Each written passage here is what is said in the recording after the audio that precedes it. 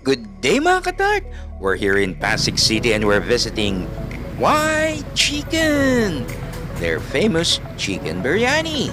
At sa wakas nakadalaw nga din tayo dito dahil nung mga nakaraan, nung unang na-feature ito talagang napakahaba ng pila, almost 3 hours ang waiting. But ngayon, 3 na. Yes, 3 na ang kanilang machines available for roasting at napakabilis na nga lang to serve the demand ng kanilang orders. But I do advise that you pick up your order para mas mabilis dahil ang kanilang online ordering ay medyo kailangan pa nilang improve. Medyo may katagalan.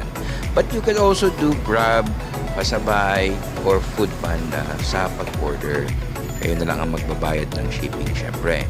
So ito na nga mga katart, sa wakas natiktikman din natin ang sarap ng Why Chicken. Bakit ito ay isang authentic chicken biryani? Well, in the Middle East, ganito talaga ang pag-serve ng kanilang mga biryani chicken. At mararanasan na ng Pinoy ang authentic Lebanese taste ng kanilang Why Chicken dahil Lebanese nga may-ari. Ito nga 300 pesos only for whole chicken, 150 for half. They do accept GCash and BPI QR code payments as well. At ito na nga, abangan nyo na ang ating food review. Hey mga katart! Ito na ang Why Chicken! One whole chicken cut into half na nakapatong sa kanilang special biryani rice. At may kasama pa siyang special garlic yogurt sauce and tomato sauce ata. Tomato base. Special sauce. Try natin. This is it mga katart. So, medyo nilagay lang natin sa plato para medyo presentable, di ba? And notably, ang kanilang basmati rice o ang kanilang biryani rice pala ay gumagamit ng basmati.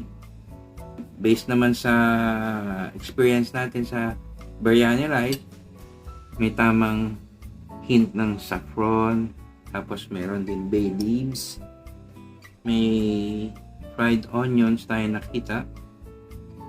And let's taste it. Thank you, Lord.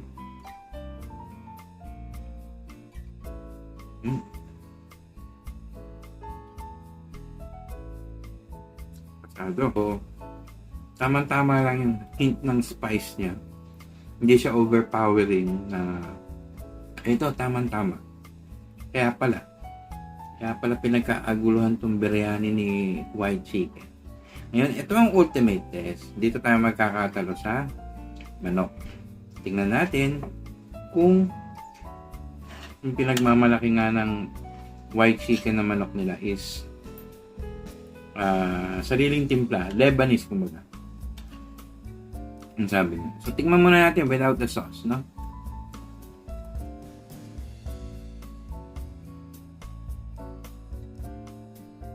Ito lang naman yung manok nila. Pero maganda ang pagkakaluto. Hindi siya hilaw, bloody or anything. Talagang lutong-luto within. Kaya nga, siguro yung timing ng pagbigay nila ng chicken talagang nasa tamang oras kasi they don't want to compromise din siguro yung pagkahilaw ng luto ng manok nila. Talagang hanggang loob, yan nga, kita naman yung dito. Pasok na pasok. At yung tama naman yung pagkakamarinate ng manok nila, no? If there's something special, sa tingin ko parang yung-complement lang naman yung masala taste nung meron din dun sa biryani rice. I think na meron din silang special powder na nilalagay dito upon serving dito sa kanilang chicken, no? So, tingnan muna natin itong kanilang I think this is garlic yogurt.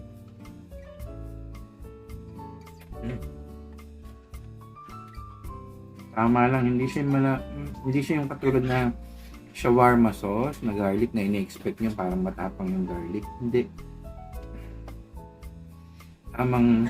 Tamang balance lang. Hindi rin siya gaanong maasim na katulad ng yogurt or anything, no? Tikman din natin itong isang sauce nila na sabi nila parang tomato based sauce. Cheers!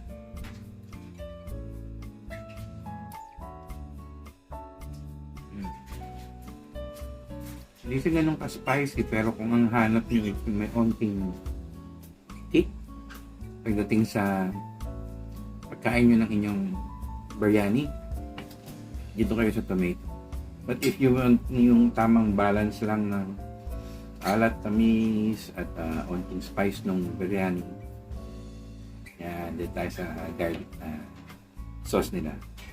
Ano ba ang ating verdict para kay white chicken? Well, for 300 pesos, sulit. Talagang marirecommend ako sa inyo ang white chicken. Ayan, since na tatlo na yung machines nila na nakita nyo nga, come in early kung gusto nyo makakuha ng mga orders. Marami naman sila, no? So good.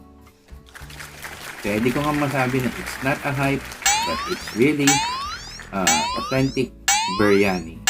Specifically Lebanese biryani to kanina. Talagang dadayuin talaga ang white chicken sa Pasig. Kaya hindi ako nanghihinayang na naghintay muna, no? Medyo matagal-tagal yung hinintay natin, mga ilang weeks din bago nung simula nung nag-viral pala sila. So, yun nga mga katart. Until next time, see ya!